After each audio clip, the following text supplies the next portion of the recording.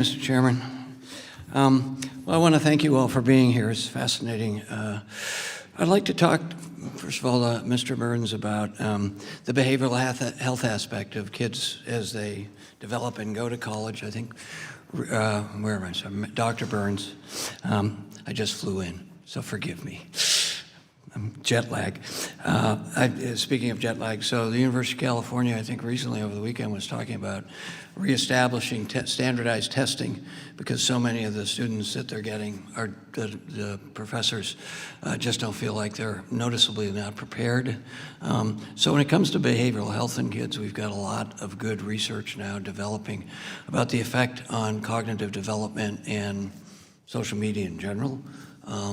But particularly with AI, it's quite frightening. I just had a meeting with the authors of the AI Con, and it's just, it's a combination of marketing, and as a member from the Bay Area who has friends in tech who warned me that we're doing the same thing with AI that we did with social medias, we're marketing.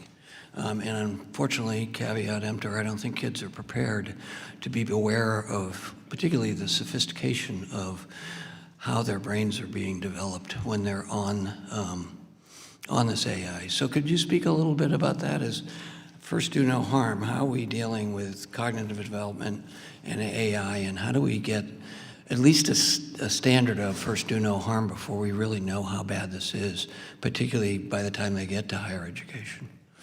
Congressman, I think your concerns are shared broadly, not just within the academic environment. We're seeing that this is going to create long-term effects because this is a workforce readiness challenge as well. I think this is a place where we need more investment in federal research because we need to have far more testing to happen, not just like on the actual models as they're developing, but the short, medium, and long-term effects on students. It is happening so quickly, and I would say this is a space where there's a need for not just federal research investment, but to have it be multi-institutional so that we're actually pulling together the expertise across the country. Because I think this is not something that you want one institution or one entity to figure out how we do it better. You want this to actually spread broadly. And I have a bill just that I have with some other members, it's like a warning bill. That would just tell parents that when you go online, this is just for social media, but make it stronger for AI. Just sort of like tobacco or liquor.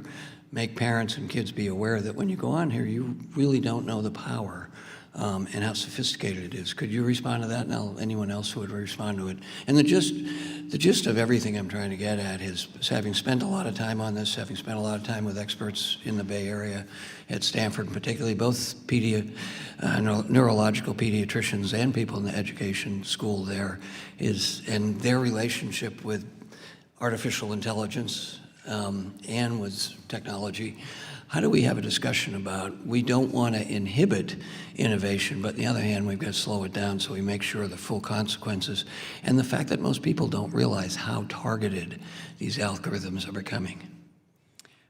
Congressman, again, I just want to reinforce that your concerns are shared broadly for parents everywhere. Young people and our faculty are contemplating this on a daily basis. As students are coming into the classroom, we're trying to analyze exactly what is happening and to really study the learning effects. I would say that this field is somewhat nascent, that this is a space where we need to do more research. We need to actually interrogate this all along the way. But again, it also is just so clear to me the lack of broader coordination to ensure that institutions are pulling together on this. This is not a challenge that any one human being will be able to tackle or one institution will tackle. You need the entire higher education sector to be enrolled in figuring out how to use AI responsibly, because we take protecting our students very seriously and we don't delegate that responsibility to anyone else.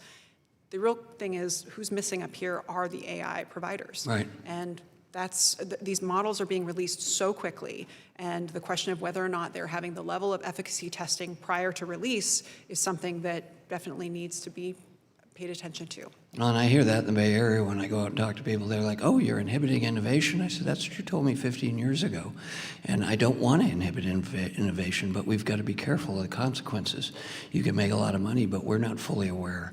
And one of the best stories on this, and I'll wrap up, sorry I didn't get to have you respond, is the YouTube story about pre-adolescent and adolescent girls being targeted by their algorithm so that 30% of them were predisposed to suicidal ideation and depression, to the point where the YouTube algorithms would bring them all the way to a YouTube that showed them how to commit suicide.